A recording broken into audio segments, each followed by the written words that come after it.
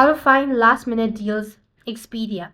Hi everybody, welcome back to our channel. In this video, I'm going to guide you on how can you find last minute deals on Expedia.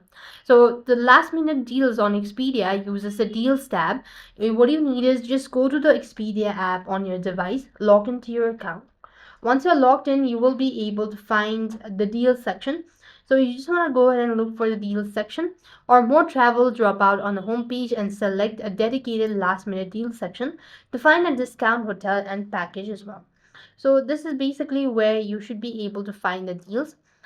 Here you will be able to find the deal section in a different package or in a different tab, and you just want to make sure to go ahead and combine flights, hotels and car rentals to access special rates on a last minute vacation as well.